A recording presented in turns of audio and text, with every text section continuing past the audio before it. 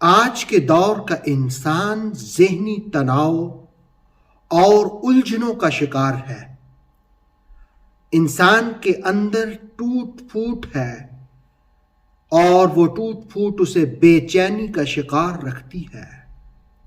قرآن حکیم نے ایک نظام تزکیہ دیا ہے اور اس نظام تزکیہ کے 3 اصولوں کو سورہ بقرہ کی 43 نمبر آیت نے بیان کیا ہے، جن کو اپنانے سے اللہ رب العالمین انسان کے اندر کو بھی سکون عطا کر دیتا ہے اور انسان کے ظاہر میں بھی تبدیلی واقع ہو جاتی ہے۔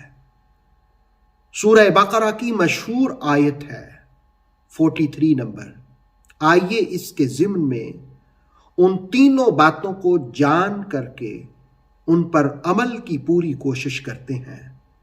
ارشاد باری ہے وَأَقِیمُوا الصَّلَاةَ، اور قائم کرو نماز، and perform صلاح and establish prayers، نماز کو قائم کرو، نماز کو پرفارم کرو۔ یہ پہلا اصول نظام تزکیہ کا، یہ پہلا قانون جس کی برکت سے دلوں کے اندر سکون ملتا ہے اور ذہنی سکون انسان کو نصیب ہوتا ہے۔ وَأَقِیمُوا الصَّلَاةَ، اور قائم کرو نماز، and establish prayer۔ نمبر 2 وَآتُوا الزَّکَاةَ، اور ادا کرو زکوٰۃ، and give زکوٰۃ۔ وَارْکَعُوا، اور رکوع کرو، مع الراکعین، رکوع کرنے والوں کے ساتھ۔ وَارْکَعُوا مع الراکعین، and bow with those who bow in worship and obedience، عبادت میں، اطاعت میں جو جھکتے ہیں ان کے ساتھ جھکو۔ یہ تیسرا اصول نظام تزکیہ کا۔ آج کے دور کے انسان کی، بلکہ ہر دور کے انسان کی ان 3 باتوں کے ساتھ بے چینیاں اور بے سکونیاں دور ہو سکتی ہیں۔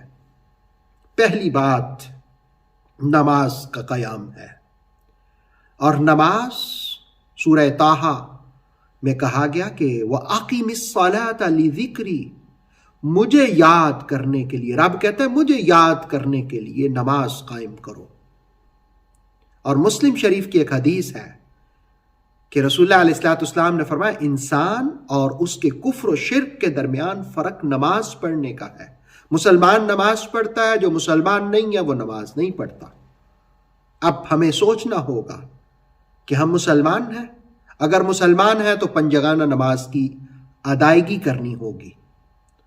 سورہ مریم کے اندر اللہ رب العالمین نے ارشاد فرمایا کہ وَكَانَ يَأْمُرُ أَهْلَهُ بِالصَّلَاةِ وَالزَّكَاةِ، اور وہ اپنے اہل و عیال کو بھی حکم دیتے ہیں نماز کا اور زکوٰۃ کا۔ کون لوگ؟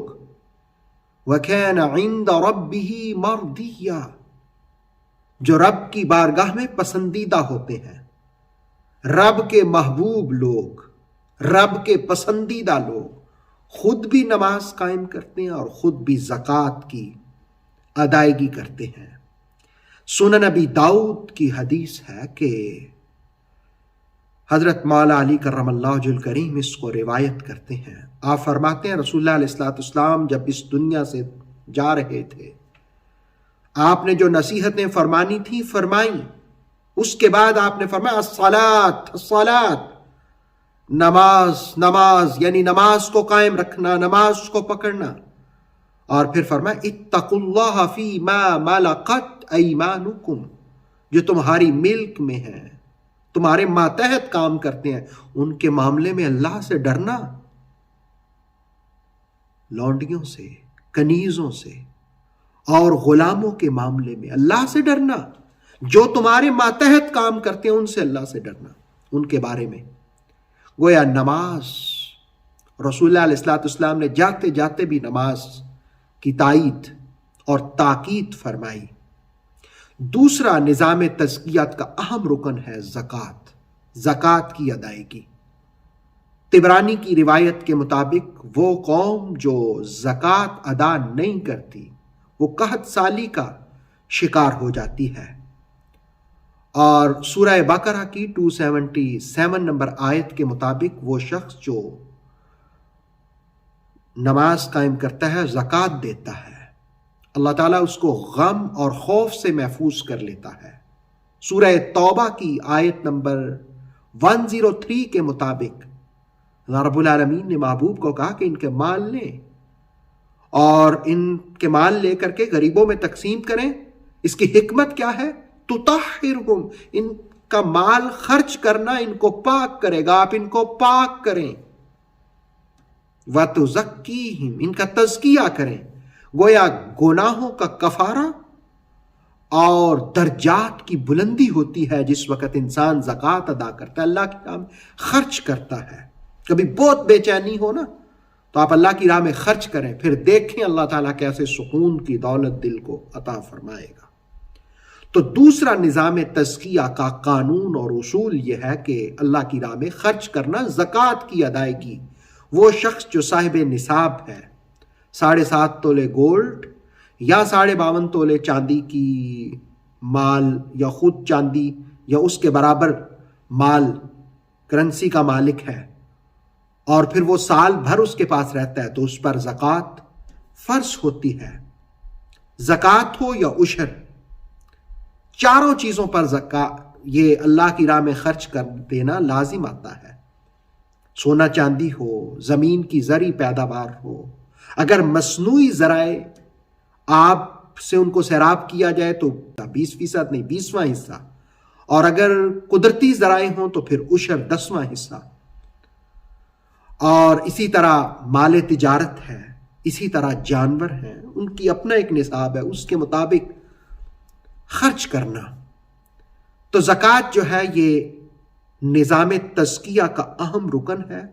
اسلام کے 5 ارکان میں نماز کے بعد زکوٰۃ کی اہمیت ہے۔ سنن نبی داؤد کی روایت ہے، حضرت حسن بصری رضی اللہ تعالیٰ عنہ اس کو روایت کرتے ہیں کہ رسول اللہ علیہ السلام نے ارشاد فرمایا، اپنے مال و دولت کو زکوٰۃ کے ذریعے محفوظ کرو اور اپنی بیماریوں کا علاج صدقہ کے ذریعے کرو، اور مصیبت کی لہروں کو دعا و گریہ و زاری کے ذریعے دور کرو۔ تو نظام تزکیہ کا دوسرا اہم رکن زکوٰۃ ہے۔ اور تیسرا، رکوع کرنے والوں کے ساتھ رکوع کرو، یعنی مطلب یہ ہے کہ جماعت میں شامل ہو، مطلب یہ ہے کہ جہاں اچھی صحبت ہو اس صحبت کو اختیار کرو، رکوع کرنے والوں کے ساتھ رکوع کرو۔ نظام جماعت جو ہے مسجد کے اندر جو قائم ہوتا ہے اس میں شریک ہو، ایک دوسرے کے حال و احوال سے باخبر ہو، کوئی محتاج ہے، ضرورت مند ہے، سفید پوش ہے تو اس کی مدد کرو۔ وَارْكَعُوا مَعَ الرَّاكِعِينَ، رکوع کرو رکوع کرنے والوں کے ساتھ۔ تو یہ 3 قرآن نے سکون اور تزکیہ کا قانون دیے ہیں، نماز قائم کرنا، زکوٰۃ دینا اور رکوع کرنے والوں کے ساتھ رکوع کرنا۔ یہ تینوں باتیں بڑی اہمیت کی حامل ہیں، اللہ ان کو اپنانے کی توفیق عطا فرمائے۔